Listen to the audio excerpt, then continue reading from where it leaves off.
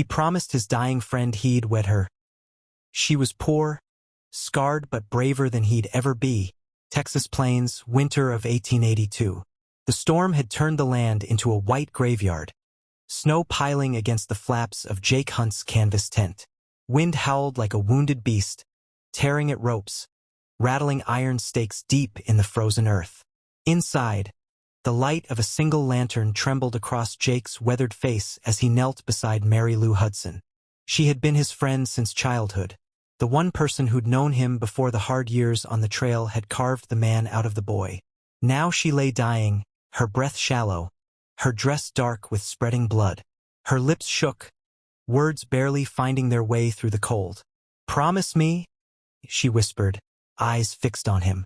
"Promise me you'll marry me. Though I am poor, scarred, braver than you'll ever be." Jake's jaw clenched, his hand crushing hers against his chest. He had never broken a word in his life, and he wouldn't start now. He gave his vow. Mary Lou's eyes softened, a faint smile crossing her face. Then the storm claimed her breath. Jake Hunt had been alone for so long that silence had become his second skin. People in towns along the Chisholm and Goodnight trails called him a trail boss, a cattle driver, a man who could move 1,000 head across a desert without losing a steer. They never called him friend. He had been an orphan before he could remember faces clearly, left on a church step in Abilene with nothing but a wool blanket and a tin tag stamped with the letter H. Families took him in now and then. Families who needed a boy to haul water, mend fences, break colts. He worked with his back, ate with his hunger, slept in barns. By 14 he could rope, ride, and shoot straighter than most men twice his age. By 16, he had learned how to take a beating without complaint and how to walk away before needing to give one back. Some boys grow up wanting homes of their own. Jake grew up thinking home was a place you were always leaving. He carried that belief into manhood. When the Civil War came, he was 19. Too young to know politics, too restless to stay put. He rode with a Texas cavalry unit for 2 years, until a bullet through his shoulder sent him limping back west. What he remembered most wasn't the pain but the silence afterward. The silence of battlefields where no birds sang, only wind through the grass and the buzzing of flies. He told himself then that closeness to people was dangerous. Men died. Promises broke. Loneliness could not betray you. After the war, he found steady work on cattle drives. From Texas to Kansas, from the red dust of Lubbock to the green grass of Abilene, he followed the long trails. He became a man of reputation. Steady hand, quick thinker, able to keep men in line when fear or whiskey made them reckless. He never asked for more than his pay and never stayed in one town long enough to let anyone wonder why. Jake Hunt was known for 2 things. He never drank, and he never broke his word. The first earned him suspicion from hard-drinking drovers who thought a sober man was dangerous. The second earned him respect because on the frontier, a man's word was the last rope holding the world together. But respect isn't the same as love. He had no wife waiting in a rocking chair, no children learning to say his name. He had no mother's grave to tend, no father's ranch to inherit. Every winter, when the drives ended, he stayed in rented rooms with bare walls. He polished his saddle more often than he spoke to another soul. Women crossed his path now and then. Saloon girls with painted faces, widows who smiled from porches, even a rancher's daughter once who offered him lemonade in the heat of July. He could be gentle, even kind, but never close. He would tip his hat, share a word, and ride on before the air between them grew too warm. Because warmth led to attachment, and attachment always ended in loss. Until Mary Lou. She was not a saloon girl nor a passing glance. She was the daughter of a poor ranching family he had known since boyhood. Her laugh had followed him through summer fairs. Her stubbornness had matched his when they raced horses across dry creek beds. She was scarred by life, burns on her arm from a childhood fire, a limp from falling off a wagon wheel. But she carried those marks with pride, daring anyone to pity her.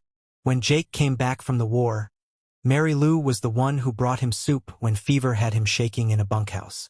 When he lay in the dirt after being thrown from a bronc, she was the one who told him to stop being proud and let someone stitch him up. She had never asked him for anything, until that night in the tent, when blood took her breath and she demanded a promise heavier than any load of cattle he had ever driven. The weight of that vow pressed down on him like iron. For days after her death, Jake rode with the herd as if the world hadn't changed, though inside he felt a canyon had opened. Men slapped his back, joked about card games, argued about the weather. Jake said little. He carried her last words like a brand seared into his skin.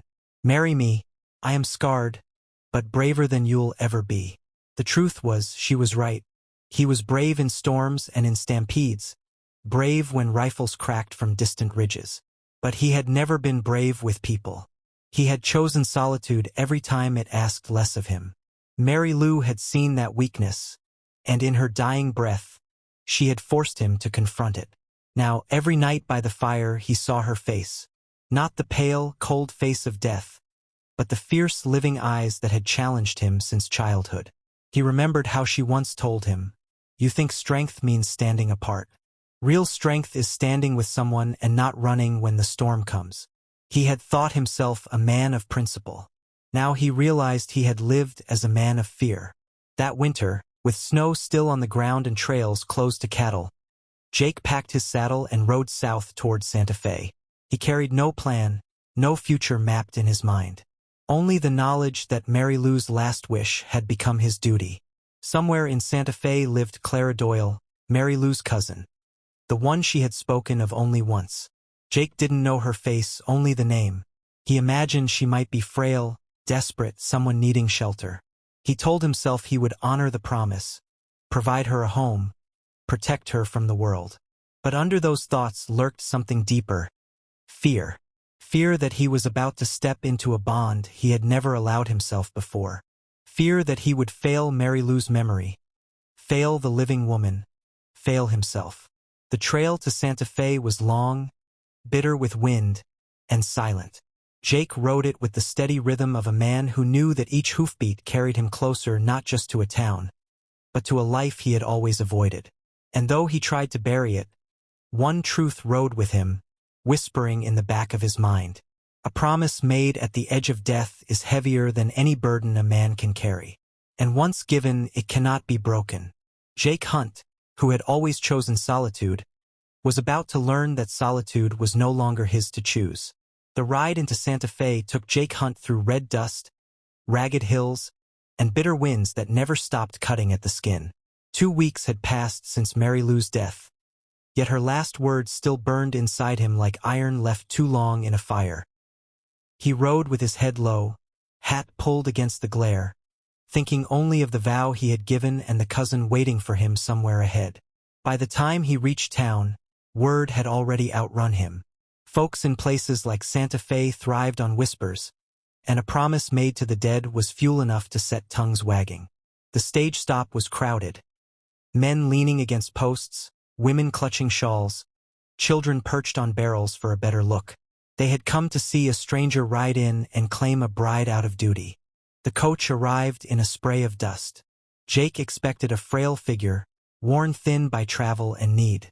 He imagined Mary Lou's cousin small, frightened, in search of shelter. But when the door opened, a tall woman stepped down with unhurried grace. Clara Doyle. She wore a dark green dress suited for the trail, not the parlor. A long scar ran down her cheek, pale against her skin, a mark that drew stares but did not bow her posture. Her gray eyes swept over the crowd, sharp as a hawk's, before locking on Jake. In that gaze he felt neither plea nor weakness, only demand. She crossed the street, boots steady against the stones, and stopped before him. The hush grew deeper. Clara's voice cut through it, strong and unshaken. "If your promise was born of pity, I refuse it here and now." Gasps rose around them. Jake's jaw tightened. He had stood before charging cattle, before rifles in the war, but never had he been challenged like this. His honor, his vow weighed in the open street. "My word was given," he answered, his voice low but steady, "and I do not break it." Her eyes narrowed, measuring him, then softened slightly. She spoke quieter, only for him. "Mary Lou trusted you. I will too, but not as a beggar, not as a burden. If we marry, I stand beside you, not behind. Jake gave a small nod. The crowd shifted, restless for spectacle. But Clara faced them without flinch. This man is my husband-to-be. I am scarred, but not broken. I will work. I will earn. I will not be a shadow. Some in the crowd whispered respect. Others sneered, muttering that pride was unbecoming in a woman. But none laughed aloud. That night, in a quiet boarding house room, Clara repeated her terms. A partnership, not a prison. I will work, I will think, I will speak. Do you agree? Jake studied her, scar catching lamplight, eyes fierce as tempered steel. Then we understand each other, he said. But I'll insist on this, we live at my ranch, not in town. I won't have gossip poisoning what's ours. She considered, then inclined her head. So be it. The next morning they married in a small chapel. No kiss, no fanfare. Only vows spoken clear, unshaken. When the preacher's words ended, Clara placed her hand on Jake's arm, light but firm. Then let us begin. At the ranch she wasted no time. She scrubbed the cabin, mended the roof, stitched curtains from old cloth, planted herbs near the door. Within a week she had opened a seamstress shop in town. Jake argued she need not labor, but Clara stood firm. A partner carries her share. If you thought to keep me idle, you misjudged me. Her skill with needle and her sharp tongue brought customers quickly. Women admired her courage. Men grudgingly respected her. Yet respect bred enemies. When Clara defended a woman beaten bloody by her husband, half the town praised her, half whispered venom. The scarred woman thinks herself better than us, they muttered. Jake saw the strain in her eyes, though she never bent. She carried herself as she had on the day of her arrival, straight, unyielding. Still, whispers grew sharper, and he sensed something was coming. One evening it arrived. Clara sat stiff at the table, hands folded tight, her face pale but steady. He came today, she said. The man who ruined my family. Her voice did not shake, though her words struck Jake like a whip. She told him of the careless fireman years ago, the one whose lantern had tipped, burning her home, killing those she loved, leaving her scarred. He had come into her shop, smug, laughing, demanding money for protection. If she refused, he promised he would burn her shop to ash. Worse still, he was not alone. A drunken crowd at the saloon had cheered him on, spitting their poison, urging him to teach the proud woman her place. Jake's fists curled on the table. Rage built in him, old and raw, the same that had carried him through war and cattle storms. But this was no battle for land or wages. This was his wife's life, her honor, her safety. Clara's eyes met his. He saw fire there, the same that had burned when she first defied him at the stage stop. But beneath it, he caught the shadow of fear, buried deep. This is not your burden, she said quietly. Jake rose, jaw clenched, pulling on his coat. You're my wife. That makes it mine. She stood too, hand brushing his arm. Then we face it together.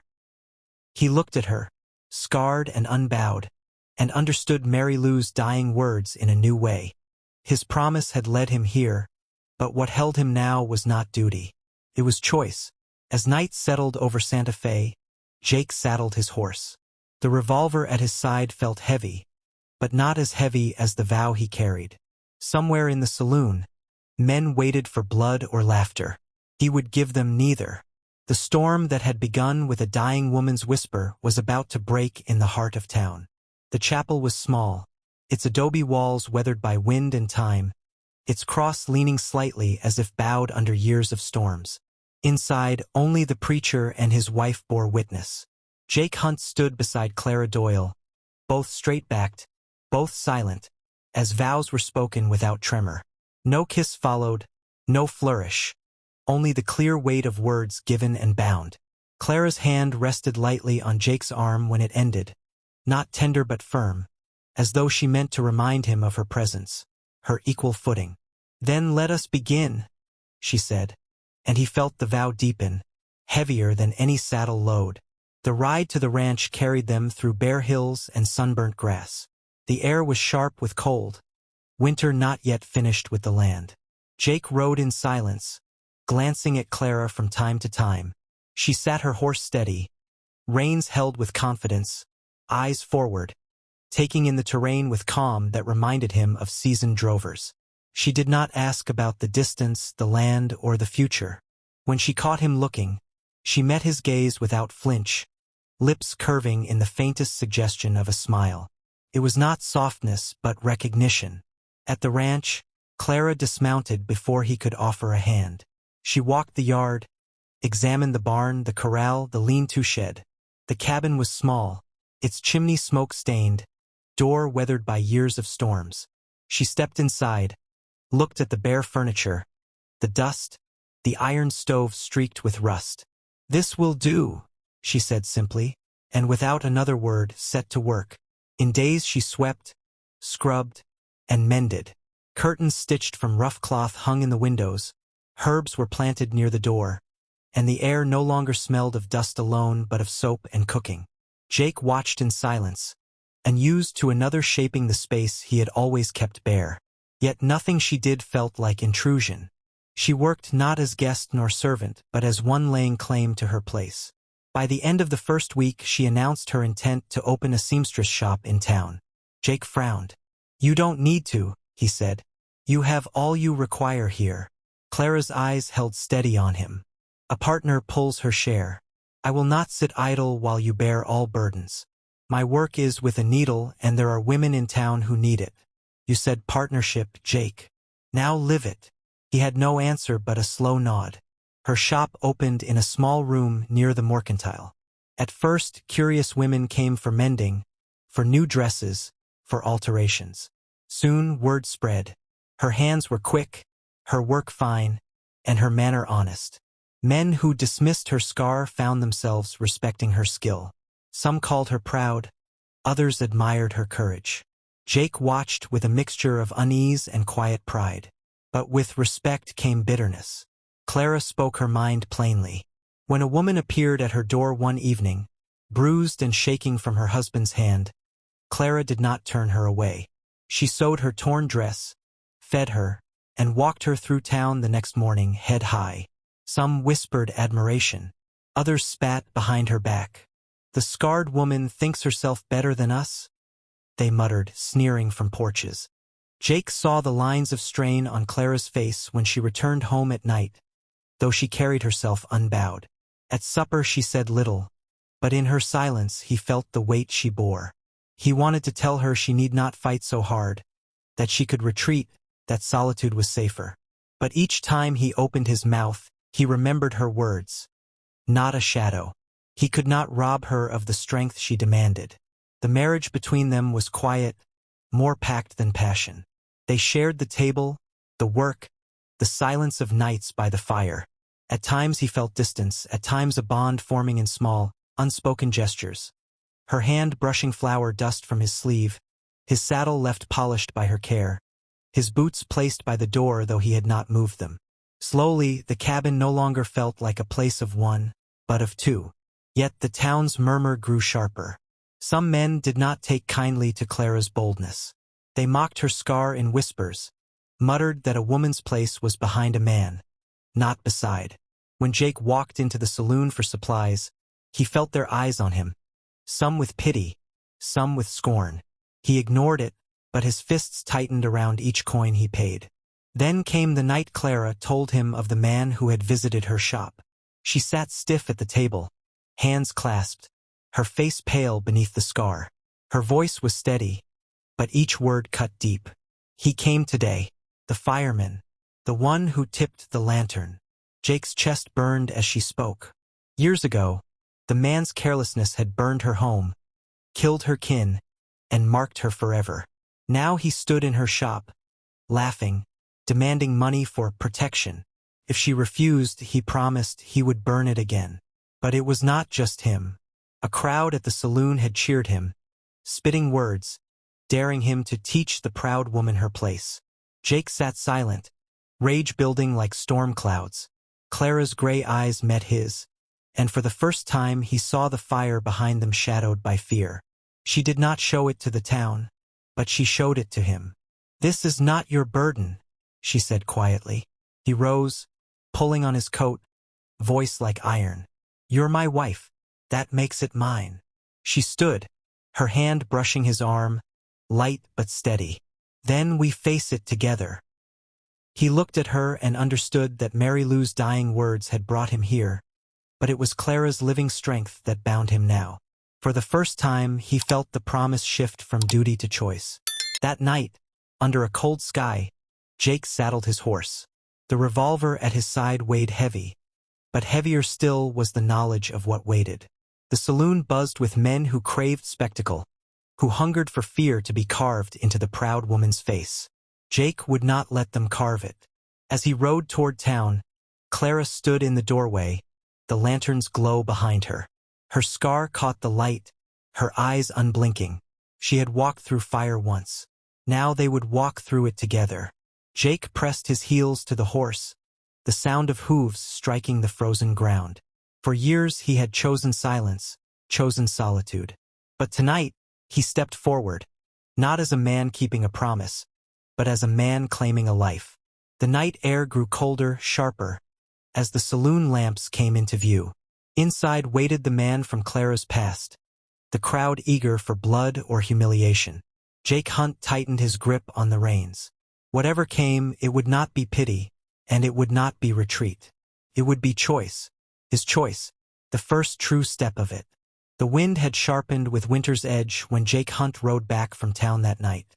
The saloon's noise clung to him like the reek of whiskey. Laughter at Clara's expense. The jeers of men who believed scars marked weakness. He had faced them down, steady as stone. Yet he knew in his bones the fight had only begun. Words did not vanish when the crowd dispersed. They grew teeth and festered in shadows. Santa Fe was a town that thrived on rumor. Before sunrise, the whispers spread from porch to porch. Hunt had married the scarred woman. Hunt had stood before half the saloon as her protector. Some spat the story like a curse. Others whispered it with uneasy respect, but all repeated it.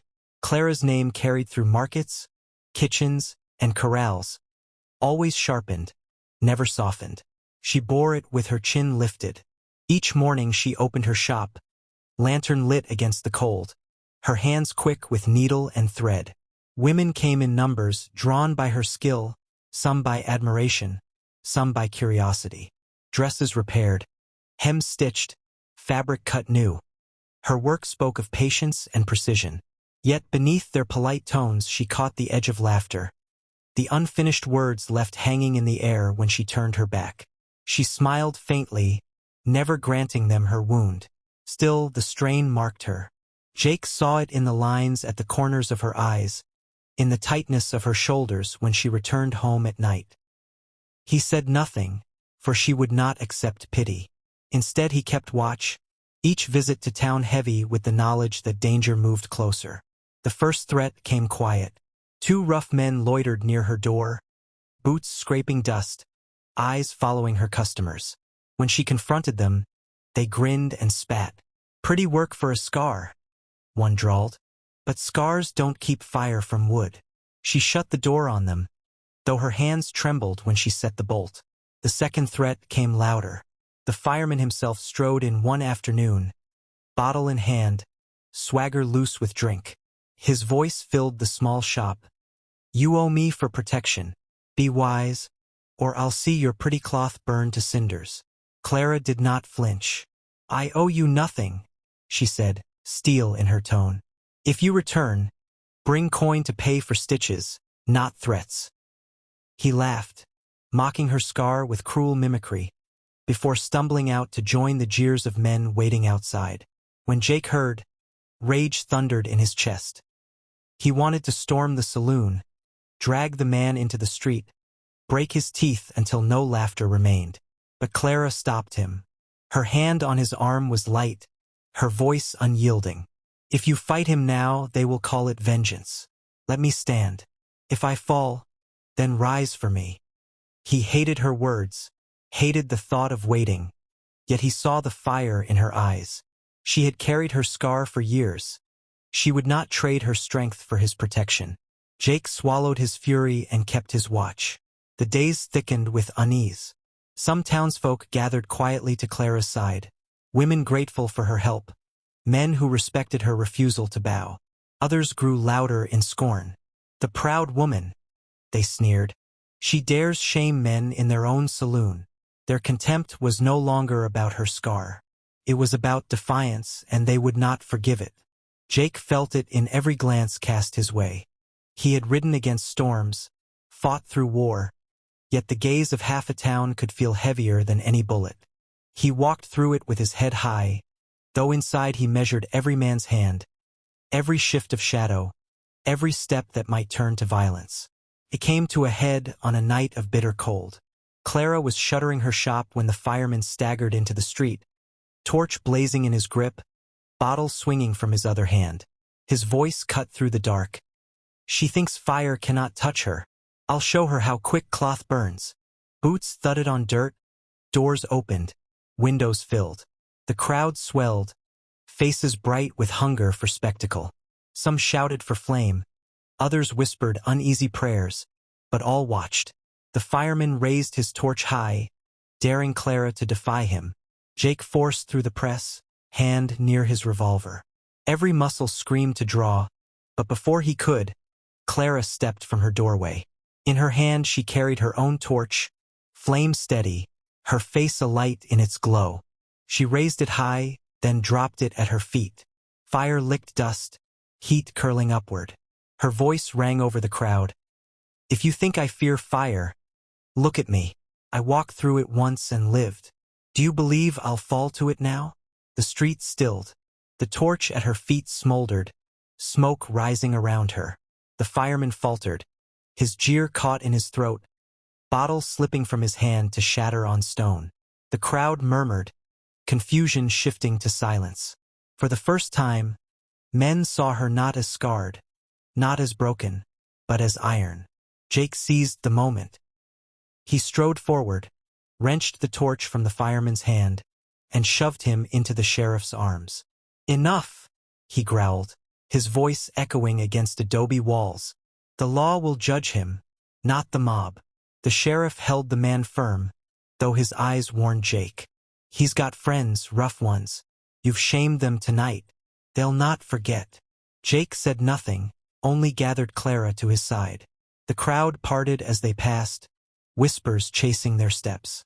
Some with awe, some with spite, but none dared stand in their way. At the ranch that night, silence weighed heavy. Clara sat by the fire, her face pale in its glow. Jake laid Mary Lou's locket on the table, the gold worn smooth by years. "I promised her," he said quietly. "But tonight I stood not for duty, but for you. And I will again, whatever storm follows." Clara reached across the table, her hand resting on his. For the first time her grip was not firm with defiance but gentle, unguarded. "Then we face it together," she whispered. Outside, the wind tore across the plains, carrying the smell of snow. The town would not forgive easily. The fireman's friends would stir, whispers would sharpen into blades. But inside the cabin the storm broke against walls that now sheltered more than a promise. They sheltered choice, forged in fire and bound by resolve. Jake sat long into the night, listening to the wind. The threat had risen clear as moonlight on frost.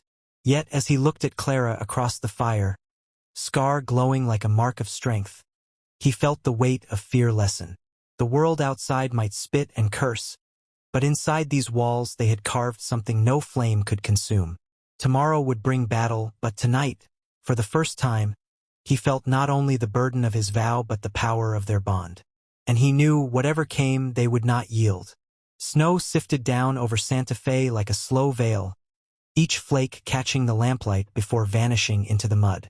It was the kind of night when decent folk stayed indoors. Yet the streets were restless, the saloon swollen with drink and rumor. Jake Hunt felt it the moment he stepped off the boardwalk. The air charged, voices louder than usual, boots clattering as men clustered in corners. The fireman's arrest had not ended anything. It had lit a fuse. Word spread quick as prairie wind. The scarred woman had shamed him, and Hunt had thrown him into irons. By dusk, the man's allies filled the saloon, their anger stoked by whiskey and wounded pride. They spoke of fire, of teaching her fear, of proving that no woman, scarred or not, should defy men in their own town. Laughter rolled, but beneath it lay a hunger for violence. Clara knew it too. She had closed her shop early, but women gathered inside, whispering with urgency. Some begged her to leave town for a time, to wait until tempers cooled. Clara shook her head, calm though her face was pale in lamplight. If I run now, I prove them right. My scar will not be my shame, and my voice will not be silenced. Jake stood near the window, watching the street as lanterns flared. He wanted to carry her home, to lock the door, to keep her from the storm gathering outside. But he remembered the fire in her eyes the first night she faced the mob, torch blazing at her feet. She had chosen to stand then. He could not rob her of that choice now. By nightfall the storm broke. Men spilled from the saloon, torches in their fists, whiskey on their breath. Their shouts rang down the street. Bring out the proud woman. Let's see if fire still scares her. Some townsfolk followed, drawn by fear or curiosity. Mothers clutching children, old men muttering prayers. The sheriff stood stiff at the edge of the crowd, one man against a tide. His hand on his holster but his eyes wary. He could not stop them alone. Jake's gut twisted. He had fought Comanche raiders, rustlers, storms that scattered cattle for miles. But nothing felt heavier than this. Neighbors turned to a mob, men he had traded with, drunk now on cruelty. He laid his hand on the revolver at his side, then forced it away. Steel would spill blood, and once begun it would not stop. There had to be another way. Before he could move, Clara opened her door. She stepped into the street, torch in hand, her scar bright in the flames' glow. The crowd hushed, the jeers faltering at the sight of her standing alone. Snow swirled around her, but she did not shiver. Her voice rang clear. You think I fear this? She lifted the torch high, flame bending in the wind. Then she dropped it at her feet, fire hissing against snow. I walked through fire once. It burned my home, it scarred my flesh, it took my kin. But it did not take me. Do you think you can burn me again? The words cut the night like steel. Women gasped, men shifted, uneasy. Even the drunkest lowered their torches. The fireman's closest ally staggered forward, face twisted in anger. You'll bow yet, he snarled. We'll see every stitch of your pride turn to ash. Jake stepped between them, broad shoulders filling the gap, his voice low but sharp as a blade. No, this ends here. His eyes swept the crowd, meeting gaze after gaze. You've mocked her, threatened her, called her less than you. But look at her now. She stands in fire's light, and you shrink back. Who is weak? Who is strong? It isn't the man hiding behind drink. It's her. Silence rippled outward. Boots scuffed nervously. Some men lowered their torches, shame breaking through the haze of drink. Clara raised her chin, her voice carrying steady. I am not your enemy. I am your neighbor. My scar is not disgrace. It is proof of survival. And I will not hide it. If any here still believe me weak, then step forward and strike. But know this. I will not bow, not tonight, not ever. No one moved. The mob's courage, loud and ugly moments before, drained into the snow. Only one man still raged, the fireman's ally, red-faced and stumbling. Jake grabbed his arm, wrenched the torch away, and shoved him hard toward the sheriff. Take him, Jake ordered. And if any others wish to follow, let them face law, not fire. The sheriff snapped irons around the man's wrists, eyes sweeping the crowd. Go home, he said, voice firm. The night's cold, and tempers hotter than they ought to be. Enough has been done. Torches hissed into snow, smoke curling into the dark. One by one the crowd thinned, shame heavy on their shoulders. Women pulled children close. Men turned their eyes away, unwilling to meet Clara's gaze. The street grew quiet. The storm passed. Jake turned to Clara. Her face was pale, but her eyes shone bright, steady. Slowly she reached for his hand. her fingers firm against his calloused palm. "It wasn't pity that bound you here," she whispered. "It was choice. Tonight you showed them. You showed me." He swallowed hard, throat tight. For the first time since Mary Lou's dying plea, he felt the vow shift fully from burden to truth. This was no promise chained to a grave. This was a life chosen, forged in fire and defiance. Snow drifted heavier, covering the street in silence. Jake and Clara stood together, torches dying at their feet, the last smoke curling skyward. The town had come to watch her burn. Instead, they had witnessed her unbroken. And in that moment, Jake knew. No mob, no fire, no whisper could unmake what they had built.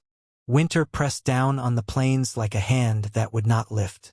The storms came often, sometimes in long howls of wind that rattled every shutter, sometimes in quiet drifts that turned the land into a sheet of white silence. The fences lay buried for weeks at a time, the cattle huddled together in dark knots, their breath steaming into the cold air. Days shortened until even noon felt like dusk, and nights stretched without end.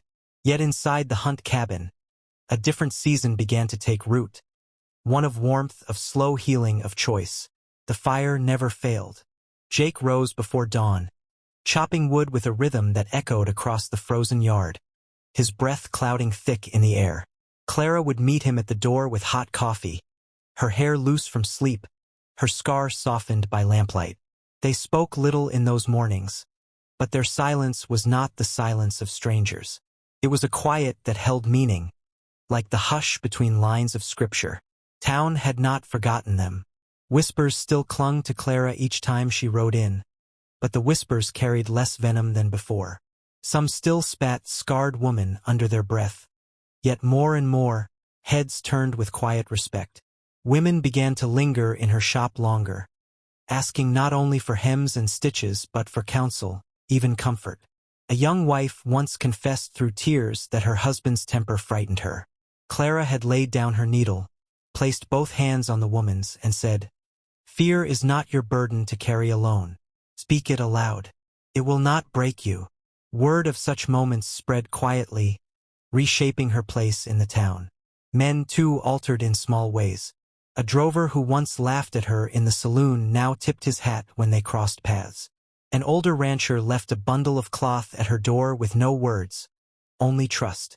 Even the sheriff, though sparing in speech, looked her in the eye when he passed, a sign weightier than talk. She had become a figure they could not dismiss, scar and all. Jake watched these changes with cautious pride. For years he had been a man who kept to the trail, a drifter known for strength, never for roots. Now he found himself tethered not by obligation but by choice. He felt it each time he split wood while Clara bent over her sewing, each time her voice filled the cabin with quiet stories of her girlhood, each time he reached for her hand in the firelight without hesitation. Yet Mary Lou's memory lingered like a shadow. One evening, while the storm clawed at the walls, Jake reached into his pocket and drew out her locket. The metal was tarnished, the hinge stiff, but her face still smiled faintly within. He placed it on the table, staring at it as though it might speak. Clara looked up, needle poised in her hand, and waited. "I promised her," Jake said finally. His voice was low, hoarse with weight. "On her dying breath, she asked for my word. I swore it. For months I carried it like a stone in my chest, heavy, unyielding. I thought it chained me, made me less a man, more a shadow bound to duty. But it led me here, to this fire, to you." Clara laid her sewing aside. Her scar caught the glow of the fire, not as disfigurement but as a mark of endurance. "A promise is no chain," she said softly. "It is a path. You walked it because you are a man who keeps his word. But hear me, Jake Hunt. You do not stay because of Mary Lou. You stay because you choose it, and I choose it too." Her words broke something inside him. All his life he had been untethered, an orphan drifting from ranch to ranch, a cowboy moving with herds and storms, a man without anchor. Duty had bound him, yes, but choice was different. Choice was freedom given shape. He reached across the table, took her hand, and for the first time in years he felt not weight but peace. The days moved slow, marked by work. Together they hauled water from the well, mended broken rails, tended to cattle weakened by snow. Clara, who once held only needle and thread, swung an axe beside him, her arms strong, her breath steady. Jake, who had never read more than trail signs, sat at night with the Bible open on his knees, stumbling through words while Clara listened with quiet patience. Sometimes she read aloud instead, her voice soft, steady, weaving scripture into the rhythm of their nights. Sundays brought them back to town. The air still carried glances, but fewer of scorn, more of quiet respect. Clara's shop filled with customers, her hands busy, her voice calm. Jake leaned against the doorway, watchful but no longer burdened by fear. He knew danger lingered in the world, but in her presence it seemed less sharp. Together they had faced fire. Together they could face whispers. One night, after hours of mending a fence in bitter cold, Jake returned to find Clara asleep at the table, needle still in her hand. The lamplight softened her features, the scar glowing faintly. He stood for a long moment watching. Once, quiet like this had been loneliness, unbearable as the endless plains. Now it was fullness, rich and steady. He covered her shoulders with a blanket, set his calloused hand gently over hers, and whispered, "Home." Clara stirred, eyes opening, and smiled faintly. "Yes," she murmured. "Home." The locket remained on the table for days, a reminder of the past. One evening Clara lifted it, turning it in her hand. "She gave you this promise," she said, "but it belongs to us now, not as a chain but as a beginning." She set it beside the Bible, where it stayed, not as burden but as shared remembrance. Winter thickened. The storms raged louder, but inside the cabin peace endured. They spoke little of love, but it lived in their every act. Jake rising early to chop wood, Clara patching his coat in silence, both sharing work and stillness without demand. Love, Jake realized, was not fire that consumed. It was fire that warmed, steady, lasting. One evening, with wind screaming beyond the walls, Jake said quietly, "I thought I was a man who could never stay, a drifter, always moving. But the trail no longer calls. Not like this." Clara, rocking gently by the fire, looked at him with calm certainty. "The trail is still there," she said, "but now you know where it leads." He met her gaze, and for the first time since boyhood he did not doubt. He had walked through storms, carried duty like a stone, but here, with Clara, he had found ground to stand upon. Outside, snow swept endless, covering the world in silence. Inside, firelight glowed warm across two figures seated hand in hand. The storm raged, but within those walls peace held firm. Chosen, enduring, stronger than fire, stronger than fear. Jake Hunt, once an orphan bound to nothing, had at last found home.